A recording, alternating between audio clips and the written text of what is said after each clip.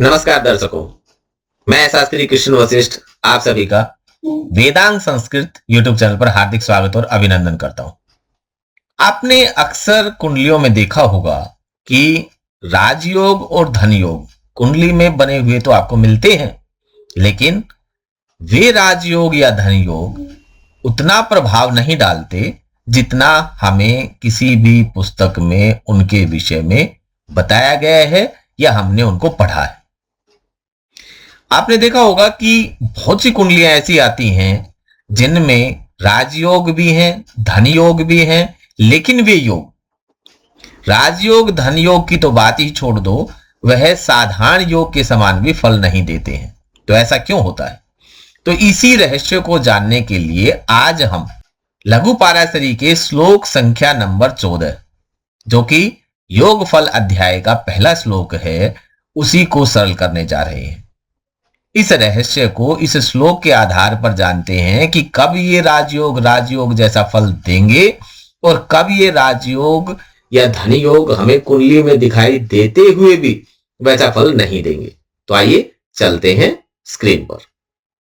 अब देखें, ये लघु पाराशरी का श्लोक नंबर 14 आपके स्क्रीन पर है। ग्रहों के शुभ फलदायक योग इसमें बताए गए। तो पहले आप मेरे साथ इसको सरल करें, अर्थात बोलना सीखें। उसके बाद हम इसके अर्थ को सरल करेंगे। केंद्र त्रिकोण पतयः संबंधेन परस्परम इत्रैरः प्रसक्तास्तेन विशेष फलदायकाः। इस प्रकार से आप इसका उच्चारण करेंगे। अब देखते हैं कि इसका अर्थ क्या होगा। तो इसका अर्थ देखो, केंद्र सबसे पहले कहा क्या? केंद्र है 1, 4, 7 और 10 भाव। इन्हें क्या कहा जाता है? इनकी संज्ञा केंद्र। फिर कहा त्रिकोण कौन कौन से होते हैं? 1, 5 और 9 जो ये भाव होते हैं वो त्रिकोण भाव होते हैं। फिर कहा कि इनके पतयः का मतलब हुआ इनके ईश का मतलब है इनके स्वामी। अर्थात केंद्र के जो स्वामी हैं 1, 4, 7, 10 और त्रिकोण के जो स्वामी हैं 1, 5, 9, इनके स्वामियों का संबंधेन परस्परम, अगर परस्पर संबंध हो जाए तो वो शुभ फलदायक होता है। आपको पता है कि वो राजयोग हो जाता है। क्या हो जाता है? राजयोग हो जाता है। और कुछ कंडीशन में धन योग भी हो जाता है। तो जो राजयोग और धन योग है, अगर इनके स्वामियों का आपस में संबंध हो तभी वो राजयोग होगा, परस्पर संबंध हो। और ये संबंध किस प्रकार का होता है ये हम आगे वीडियो में जानेंगे कि संबंध भी अलग अलग प्रकार के होते हैं। ये संबंध भी ये डिसाइड करते हैं कि फलादेश किस प्रकार का होगा, ये राजयोग पूर्ण फल देंगे या नहीं देंगे। तो हम आगे वीडियो में समझेंगे। संबंधों को कुंडली में लगाकर भी समझेंगे, ग्रहों को कुंडली में बैठाएंगे, लगाएंगे, उसके द्वारा भी हम समझेंगे। तो आप वीडियो में अंत तक बने रहें। अगली लाइन में क्या कहा है? इतरैर प्रसक्ताश्चेद। इतरई ही, इनसे, इतर किनसे? केंद्र के स्वामियों से, त्रिकोण के स्वामियों से। इनसे इतर अप्रसक्ताश्चेद, अगर इनसे इतर संबंध रहित हो, अप्रसक्त हो, अर्थात उनका संबंध नहीं हो, केंद्र और त्रिकोण का संबंध हो, बाकी किसी भी भाव से संबंध नहीं हो, तो विशेष फलदायका, तो ये विशेष फलदायक होते हैं। टीकाकार की टीका भी देखते हैं। केंद्र त्रिकोण पतयः केंद्राणि च त्रिकोणानि सेति केंद्र त्रिकोणानि तत्स्वामिनः। केंद्र त्रिकोण पतय का अर्थ हुआ केंद्र और त्रिकोण के स्वामी। केंद्राणि च त्रिकोणानि च इति केंद्र त्रिकोणानि तत्स्वामिनः। इन केंद्र और त्रिकोण के जो स्वामी है वो। परस्परम अर्थात मिथः परस्परम, संबंधेन परस्पर संबंधेन। और संबंध कौन कौन से? सहवास आदि जो संबंध हैं, 4 प्रकार के सहवास आदि जो संबंध होते हैं वो आगे वीडियो में मैं आपको बताऊंगा। अगर इनका संबंध हो जाए तो फलदायका भवंती, ये फलदायक होते हैं। केंद्र और केंद्र के स्वामी और त्रिकोण के स्वामी अगर आपस में संबंध करें तो ये फलदायक हो जाते हैं। चेत यदि ते मिथः संबंधी केंद्र त्रिकोण पतयः इतरैः केंद्र त्रिकोणेतर स्थानाधिपैः अप्रसक्ता संबंध रहिता। अर्थात ये आपस में जो संबंध है केंद्र और त्रिकोण के पतियों का, स्वामियों का, उनका इतरई केंद्र त्रिकोण इतर स्थानाधिपति, केंद्र और त्रिकोण से इतर अन्य अलग, स्थान अधिपति स्थान के स्वामियों से अप्रसक्ता संबंध रहिता हूं। पहले में तो क्या कहा, केंद्र और त्रिकोण इन दोनों का संबंध हो जाए बस केवल। लेकिन दूसरी लाइन में कहा कि ये जो संबंध है वो केवल केंद्र और त्रिकोण में हो, उनसे इतर से संबंध अप्रसक्ता संबंध रहित होने चाहिए। वो अगर वो उनसे संबंध रहित होंगे तदा विशेष फलदायका, तो विशेष फलदायक हो जाएंगे। अगर केंद्र और त्रिकोण का संबंध होगा तो वो फलदायक है, एक बात। दूसरी बात, अगर इनका संबंध दूसरे किसी भी भाव के स्वामी के साथ नहीं हो, संबंध रहिता, अप्रसक्ता संबंध रहिता स्वामी नहीं हो, तो विशेष फलदायक हो जाएंगे। विशेषण शुभ फल प्रदा, विशेष कर शुभ फल प्रदायक ये बन जाएंगे। चेत इतरई प्रसक्ता, अगर इनसे संबंध हो, इतरई अन्य से, प्रसक्ता संबंध हो, तो संबंध सहिता तदा सामान्य शुभ फलदायका। अगर अन्य के साथ संबंध बना लिया तो सामान्य शुभ फलदायक होंगे, वो विशेष फलदायक नहीं होंगे, विशेष शुभ फल प्रदान नहीं रहेंगे। इति अर्थात एव सिद्ध्यति, इस अर्थ से यही सिद्ध होता है। तो कहने का भाव ये हुआ कि केंद्र और त्रिकोण का संबंध होगा तो वो फलदायक होंगे, लेकिन अगर वो केंद्र और त्रिकोण के स्वामियों के अलावा दूसरे से भी संबंध बना लेंगे तो फलों में परिवर्तन आएगा। और किस प्रकार का परिवर्तन आएगा वो हम आगे वीडियो में समझते हैं। सबसे पहले हम समझते हैं कि जो संबंधी ने यहां कहा कि संबंध कितने प्रकार के हैं, और फिर बाद में हम इतरई अप्रसक्ता से इस शब्द के रहस्य को भी जानेंगे। तो दर्शकों, अब हमें यह समझना पड़ेगा, देखना पड़ेगा, कुंडली में रखकर देखना पड़ेगा कि तो संबंध कितने प्रकार के होते हैं, कौन कौन से संबंध है। सहवास आदि जो संबंध है कि एक ग्रह दूसरे ग्रह से जो संबंध बनाता है तो किस प्रकार से संबंध बनाता है, कौन कौन से वो संबंध है। और दूसरा ये है कि अगर वो शुभ फलदायक हैं तो कितने शुभ फलदायक हैं, उसकी भी तो कोई कैटेगरी होगी। एक तो कह दिया कि विशेष शुभ फलदायक होंगे, तो अगर उनसे संबंध न होकर जिन जिन से संबंध बनेगा तो वो कितना कितना फल वो दे पाएंगे, इसको हम आगे की वीडियो में समझने का प्रयास करते हैं। और कुंडली में भी हम ग्रहों को रखकर उसे देखने का प्रयास करेंगे। सबसे पहले देखते हैं कि ये संबंध कितने प्रकार के होते हैं। तो संबंध होते हैं ग्रहों के एक दूसरे से 4 प्रकार के। तो पहला संबंध है सहवास स्थान संबंध। कौन सा? सहवास स्थान संबंध। ये कैसे होता है? जब 2 ग्रह एक ही राशि में या भाव में स्थित हो तो सहवास स्थान संबंध हो जाता है। अर्थात किसी भी भाव में, किसी राशि में जब 2 ग्रह या 2 से ज्यादा ग्रह, कम से कम 2 ग्रह, संबंध करने के लिए तो 2 ग्रह चाहिए ही चाहिए, तो 2 ग्रह एक ही राशि में वो बैठे होने चाहिए, तो सहावस्थान संबंध हो जाएगा, कंजक्शन हो जाएगा। तो आइए अब इसे कुंडली में समझने का प्रयास करते हैं। मान लो कि बुध, ये यहां बैठा है बुध, और साथ में यहां बुध के साथ साथ यहां शुक्र भी बैठा है। तो ये एक ही राशि में 10वें ही भाव में हो गए, कहीं पर भी बैठे हों, 10वें में हो, पहले में हो, चौथे में, तीसरे में, कहीं पर भी हो। जब 2 ग्रह एक साथ एक राशि में, एक भाव में बैठ जाते हैं तो हम उन्हें कहते हैं सहावस्थान संबंध। एक साथ बैठ जाना वो सहावस्थान संबंध कहलाएगा। और दूसरा संबंध होता है दृष्टि संबंध। जब 2 ग्रह एक दूसरे को पूर्ण दृष्टि से देखें तो हम उसे दृष्टि संबंध कहेंगे। अब यहां बात आ जाती है पूर्ण दृष्टि। कुछ आचार्य, कुछ विद्वान, कुछ पुस्तकें जिनमें इस प्रकार से भी कहा जाता है कि 1/4, 3/4, ऐसा नहीं।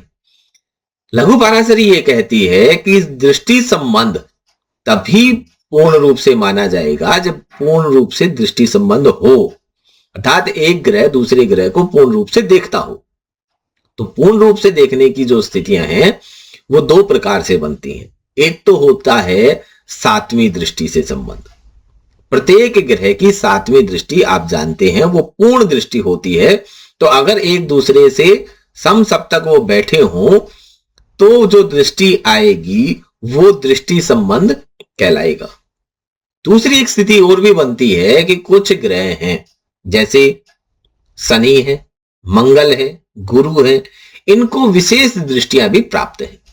तो अगर इनकी विशेष दृष्टि से भी अगर पूर्ण रूप से दृष्टि मिल रही है तो भी दृष्टि संबंध हो जाएगा। आइए देखते हैं, एक कुंडली में इनको रख के देखते हैं। मान लीजिए शुक्र बैठा है मेष राशि में और यहां बैठा है बुध, ठीक है। तो ये एक दूसरे से सप्तम दृष्टि पर है, तो इन दोनों की दृष्टि पूर्ण रूप से हो जाएगी। मान लो कहीं भी बैठा हो, मान लो शुक्र यहां बैठा है और बुध यहां बैठा है, तो इनकी सातवीं दृष्टि एक दूसरे पर आ जाएगी। इसी रूप में आप देखो, अगर मान लो विशेष दृष्टि वाले जो ग्रह हैं उनमें केवल मुझे मंगल और शनि का ही इस प्रकार से दिखाई देता है कि उनकी दृष्टि पूर्ण हो सकती है। मान लीजिए मंगल यहां बैठा है, मंगल है यहां। अब आपको पता है मंगल की सातवीं दृष्टि के अलावा चौथी और आठवीं दृष्टि भी पूर्ण दृष्टि होती है। अब यहां से अगर चतुर्थ दृष्टि देखेंगे तो 2, 3, 4 12वें भाव पर चतुर्थ दृष्टि पूर्ण रूप से पड़ेगी। मान लीजिए यहां बैठा हो शनि, यहां कौन बैठा हो, शनि देव बैठे हो, तो शनि के लिए सातवीं यहां, आठवीं, नौवीं और 10वीं दृष्टि मंगल पर पड़ जाती है, क्योंकि शनि की तीसरी और सातवीं और 10वीं, सातवीं तो सभी की होती है, तीसरी और 10वीं दृष्टि भी पूर्ण दृष्टि होती है। तो ऐसी स्थिति में इस कंडीशन में शनि की मंगल पर और मंगल की शनि पर पूर्ण दृष्टि होगी। अगर ये एक दूसरे से दो भाव छोड़कर बैठे हों, अब आप देखो 11वां भाव और 10वां भाव, ये दो भाव छोड़कर शनि और मंगल बैठे हैं, तो इस स्थिति में इन दोनों की पूर्ण दृष्टि हो जाएगी। ये कहीं पर भी बैठे हो, मान लो ये यहां का तो मैंने उदाहरण लिया, अगर मान लीजिए शनि यहां बैठा है तो दो भाव छोड़कर अगर मंगल बैठा होगा इससे पहले, ठीक है, तो दो भाव छोड़, मान लीजिए मंगल अब यहां हो गया, मंगल यहां होगा तो इसकी 7, 8, 9, 10वीं दृष्टि इस पर आ जाएगी और इसकी चौथी दृष्टि शनि पर आ जाएगी। मंगल की चौथी होगी, शनि की 10वीं दृष्टि होगी, तो इस स्थिति में भी इनकी पूर्ण दृष्टि होती है। तो दृष्टि संबंध इस प्रकार से होगा, या तो सप्तम दृष्टि जो सभी की होती है, या विशेष दृष्टि से भी जो पूर्ण दृष्टि बनती है वो भी हो सकती है। आप भी इस प्रकार से अपनी कुंडली में लगा के देखना कि किस किस ग्रह की आपकी कुंडली में पूर्ण दृष्टि है, तो आप कमेंट बॉक्स में जरूर लिखना, तो मुझे भी पता चलेगा कि आप कितने संजीदगी के साथ इस चीज को समझ पा रहे हैं या मैं समझा पा रहा हूं। अब देखते हैं तीसरा संबंध। तीसरा जो संबंध है वो है क्षेत्र संबंध। क्षेत्र अर्थात स्थान विनिमय, परिवर्तन योग। परिवर्तन क्या, कि जब कोई एक ग्रह दूसरे ग्रह की राशि में जाके बैठ जाए और वही दूसरा ग्रह पहले ग्रह की राशि में जाके बैठ जाए, तो ये हो गया क्षेत्र स्थान संबंध, अर्थात क्षेत्र स्थान विनिमय संबंध। एक दूसरे से क्षेत्र परिवर्तन, अर्थात एक दूसरे की राशि में जाकर ये जब बैठ जाएंगे तो ये संबंध बनेगा। इसको भी एक कुंडली में रखकर देखते हैं, समझते हैं कि किस प्रकार से ये संबंध बनता है। मान लीजिए मेष राशि में है सूर्य, मेष राशि में है सूर्य। अब ये मेष राशि किसकी है, मंगल की, और यहां पर हो जाए मंगल किसमें, सिंह राशि में। अब सिंह राशि किसकी है, सूर्य की। तो ये एक दूसरे का स्थान परिवर्तन हुआ, सूर्य चला गया मेष राशि में मंगल की राशि में, और मंगल चला गया सिंह राशि में अर्थात सूर्य की राशि में। तो इस प्रकार से ये इनका क्षेत्र परिवर्तन है, स्थान परिवर्तन है, एक दूसरे के घर में जाकर बैठ जाना है। चौथा संबंध है स्थान दृष्टि संबंध। जब किसी ग्रह को उसकी अधिष्ठित राशि का स्वामी पूर्ण दृष्टि से देख ले। स्थान दृष्टि संबंध का क्या मतलब हुआ? जब कोई ग्रह किसी अधिष्ठित राशि का स्वामी, उसी की अधिष्ठित राशि का स्वामी उसको पूर्ण दृष्टि से देखे। जैसे उदाहरण के रूप में देखते हैं हम, मान लीजिए यहां वृश्चिक राशि में सूर्य बैठा हो, वृश्चिक राशि में सूर्य बैठा है और मंगल बैठा है यहां। अब मंगल दूसरे भाव से अष्टम भाव पर पूर्ण दृष्टि रखता है, या मंगल बैठा हो यहां, यहां से मंगल की कौन सी दृष्टि हो जाएगी? चौथी, चतुर्थ दृष्टि हो जाएगी। या मंगल बैठा हो लगन में, अब क्या है, यहां से भी मंगल की 8वीं दृष्टि पूर्ण हो जाती है। ऐसा तो मैंने मंगल और सूर्य का बताया। कोई भी ग्रह अगर किसी भी राशि में बैठा है तो उस राशि का स्वामी अपने भाव को पूर्ण दृष्टि से देखे, बस समझने की बात यह है, तो यह संबंध बनता है। तो इस प्रकार से हमने 4 प्रकार के संबंधों को समझा है। इस ग्रहों के संबंध 4 प्रकार से होते हैं। तो पहला था सहावस्थान, जो केवल स्थिति को दर्शाता है, दोनों एक साथ बैठ जाते हैं, वो एक स्थिति है। दूसरा हमने देखा था दृष्टि, अर्थात जब पूर्ण दृष्टि, एक ग्रह दूसरे ग्रह पर पूर्ण दृष्टि डालता है तो वो दृष्टि संबंध हुआ था।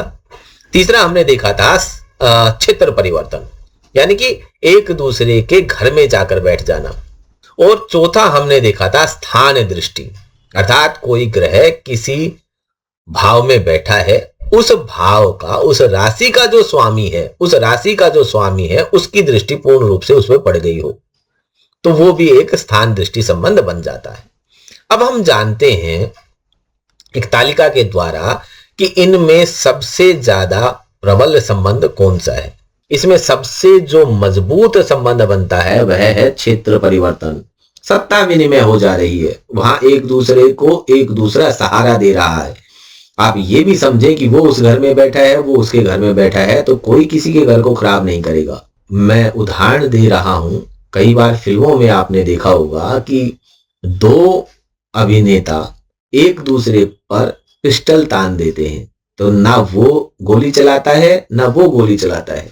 जब दोनों समान रूप से पावरफुल हो जाते हैं, दोनों एक दूसरे के घर में बैठ जाते हैं, तो वो कोई किसी का अहित नहीं करता है, हानि नहीं करता है। तो इसको इस प्रकार से समझिए।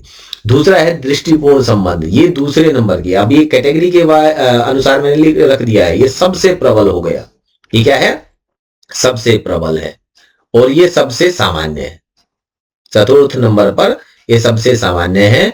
तो कैटेगरी वाइज ये इनकी प्रबल से लेकर सामान्य तक नीचे पावर कम होती जाएगी। सबसे प्रबल क्षेत्र संबंध, दूसरे नंबर पर दृष्टि संबंध, तीसरे नंबर पर स्थान दृष्टि, जब वह कोई ग्रह अपने घर को देख ले और उसमें वो ग्रह बैठा हो, और सहावस्थान, जब दोनों एक साथ कोई भी ग्रह बैठे हो तो सहावस्थान संबंध हो जाता है। तो इस प्रकार से ये चारों आपको कुंडली में लगा के देखने हैं। जब भी आप फलादेश करें तो ये देखें कि ग्रहों का जो संबंध बन रहा है वो किस प्रकार से बन रहा है। केंद्र त्रिकोण में बन रहा है तो वो संबंध किस प्रकार का बन रहा है।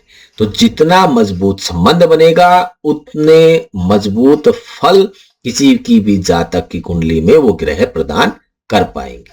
अब इन संबंधों के बाद हम ये जानने का प्रयास करते हैं कि कौन सा योग प्रबल है। ये तो संबंध हमने प्रबल देखे, अब योग देखते हैं कौन सा योग प्रबल बनेगा और कौन सा योग सामान्य बनेगा, कौन सा नहीं के बराबर बनेगा।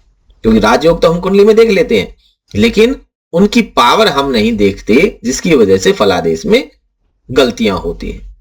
तो इसे भी हम एक तालिका के द्वारा देखते हैं कि जो सबसे इस श्लोक का गूढ़ भाग है वो गूढ़ भाग है उसकी दूसरी लाइन, इत्रैर अप्रसक्ता सीद। इसके सूक्ष्म रहस्य को हम अब जानते हैं। क्या है कि क्यों अन्य भावों से संबंध वर्जित कहा गया। क्यों कहा गया कि अप्रसक्ता, दूसरे से संबंध नहीं होना चाहिए। क्यों नहीं होना चाहिए? उसके लिए सबसे पहले हमें जाननी पड़ेगी ग्रहों की नैसर्गिक प्रवृत्ति। ग्रहों की नैसर्गिक प्रवृत्ति क्या है? अब तक हम पढ़ चुके हैं कि लग्नेश परम शुभ होता है, त्रिकोणेश हमें नित्य शुभ, हमेशा ही शुभ होते हैं, केंद्रेश सम हो जाते हैं, केंद्र के जो स्वामी है वो, द्वितीय और द्वादश भाव के जो स्वामी है वो भी सम हो जाते हैं, ये हमने पढ़ा है। त्रिषट आय, त्रिषट और आय ये पाप प्रवृत्ति के होते हैं, और अष्टम जो भाव होता है वो हमेशा अशुभ ही कहा गया है। जैसे लग्नेश परम शुभ कहा गया, उसी प्रकार से अष्टमेश परम अशुभ कहा जाता है।